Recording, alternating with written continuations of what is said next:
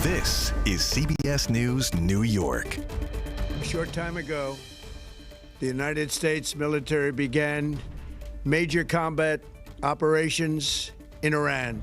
Breaking now, the U.S. and Israel launch massive joint strikes on Iran. President Trump confirming Iran's supreme leader is among those killed. The military operation sparking protest here in New York City, along with stepped-up patrols from the NYPD. We have reaction and the fallout tonight. Good evening. I'm Alan Devlin. And I'm Jessica Moore. Thanks for joining us. Right now, Americans in the Middle East are being told to shelter in place as Iran launches retaliatory attacks to that early morning bombardment. This as we learn new information about who was killed in the joint military operation between the U.S. and Israel. Here's what we know at this hour. A short time ago, President Trump tweeted that Iranian Supreme Leader Ali Khamenei is dead. He called it the greatest chance for Iranians to take back the country. He also said heavy and pinpoint bombing will continue through the week or longer. The White House just released these photos showing President Trump and his top officials monitoring the military strikes overnight from Palm Beach, Florida. The attack has been named Operation Epic Fury and came after the president threatened the Iranian regime for weeks to make a new deal that would rein in its nuclear program. As you can imagine, mixed reactions to the military strikes. Earlier today, protesters rallied in Times Square and marched through the streets of Midtown protesting the operation. We have team coverage from local reaction to the political analysis, but let's begin with Dick Brennan for the latest out of Iran. Dick. Alan and Jessica, we can tell you the death of Khamenei was announced by President Trump, but not confirmed by Iran. Israel says it also killed some of the most senior Iranian leaders, including the defense minister and the head of the Revolutionary Guard. Both Israel and the U.S. say they want to achieve regime change. U.S. CENTCOM released video of the waves of missile launches and fighter jets leading the attacks on Iran. President Trump says the goal is to destroy the country's military capabilities and eliminate the threat of it creating a nuclear weapon. To the members of the Islamic Revolutionary Guard, the armed forces, and all of the police, I say tonight that you must lay down your weapons and have complete immunity, or, in the alternative, face certain death. In a post on Truth Social, the president said Iran's supreme leader was killed, writing, Khamenei, one of the most evil people in history, is dead. This is not only justice for the people of Iran, but for all great Americans and those people from many countries throughout the world. The president adding that heavy and pinpoint bombing will continue uninterrupted throughout the week or, as he put it, as long as necessary. Israeli Prime Minister Benjamin Netanyahu urged the Iranian people to rise up. This as there were sirens and missile intercepts in Tel Aviv as Iran responded with counterattacks on Israel and also targeted various states, including Kuwait, Qatar, the United Arab Emirates, Bahrain, and Jordan, who said they downed incoming missiles. Tonight, lawmakers in Washington reacted to the attacks. I support the president's decision. I think these negotiations have been going on for months.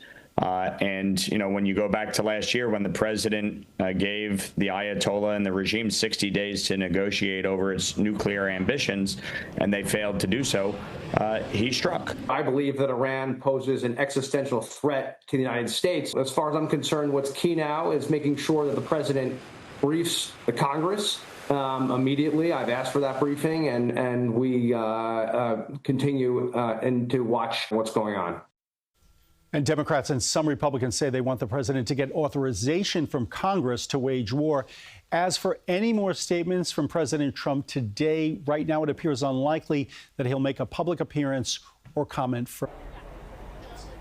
All right, Dick, thank you. We'll see you in a little bit. The NYPD says we are in a heightened threat environment and confirms there will be stepped-up patrols around religious and diplomatic sites as well as transportation hubs. Deputy Commissioner Rebecca Weiner says they've been in close contact with their partners over the last few weeks to prepare for a possible escalation. We've been in heightened threat environment since the hostilities commenced.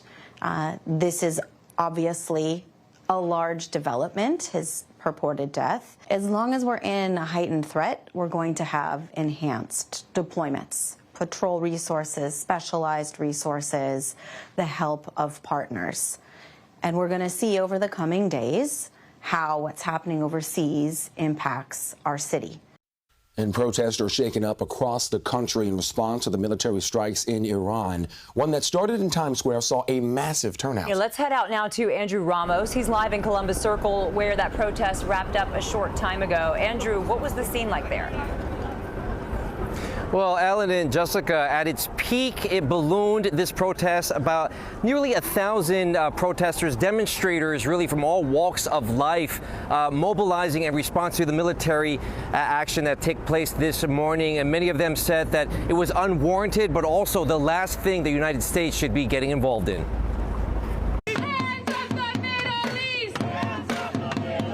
Hundreds of anti-war demonstrators swarmed Times Square Saturday afternoon, just hours after the U.S. and Israel launched a military operation against Iran. The protest, just one of many unfolding in cities across the country, from outrage, I want real help for the Iranians, not bombs, to growing concern. It's one appalling thing after another, but now a war without consulting Congress. Demonstrators collectively pushed back against the military action, urging local leaders to take a stand. Many of them questioning the Trump administration's strategy that is calling for a regime change in Iran. People in Iran have the right to determine for themselves their own future. And it's not up to us to meddle in the affairs of other countries. It's exhausting every day to wake up and have more and more bad news. This is a distraction. The Epstein files, continuing inflation.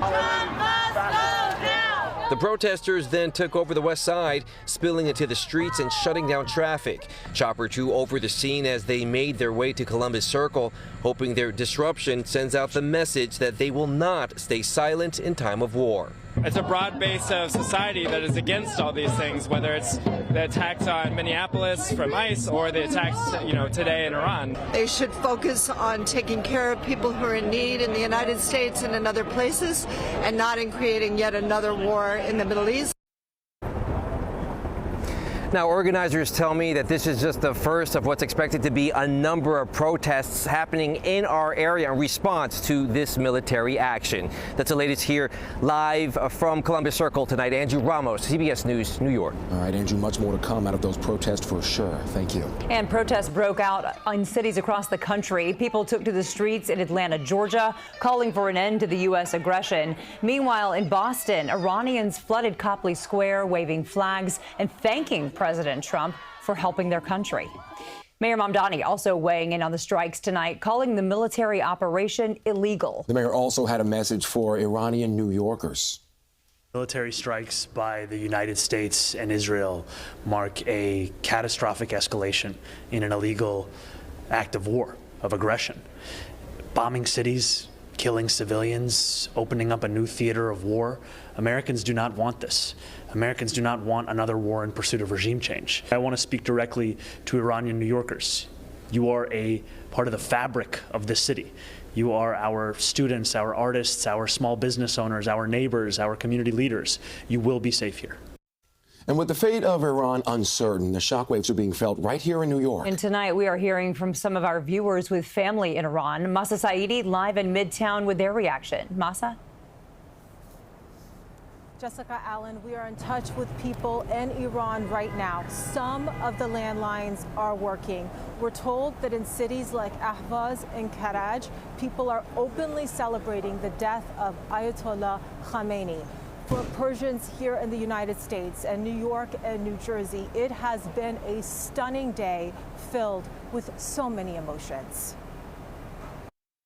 Iranian New Yorkers woke up to these images. Eyewitness video shows smoke billowing, cars burning, rubble scattered on the streets of Tehran. For the Persian community in New York and New Jersey, the fear is real. The connectivity and the ability to connect with them has been very spotty. You get unverified reports of what's happening. You get trickle information that's coming through. Omid S. Irani's cousins, aunts, and uncles are in the country. A great immense feeling of concern, anxiety, and uncertainty. The strikes hit 9 a.m. local time, the start of the Iranian work week. And the Iranian population is very westernized, very democratic-seeking, very youthful. And the government seems at every turn to stand in the way of that and be the antithesis of that. And I think the question really is, where does this go from here? For some Persians in exile, like in Berlin, pure celebration. Crown Prince Reza Pahlavi, the son of the last Shah, called this a humanitarian intervention. Pahlavi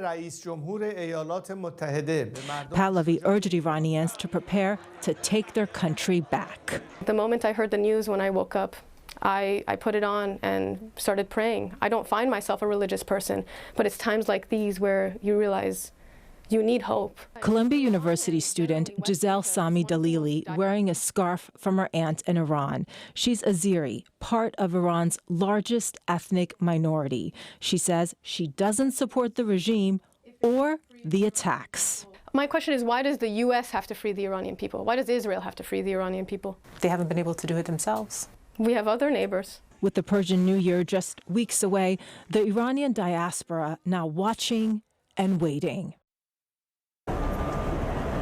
And that young woman has not reached out to any of her relatives in Iran. She tells me she's worried that is going to put a target on their back.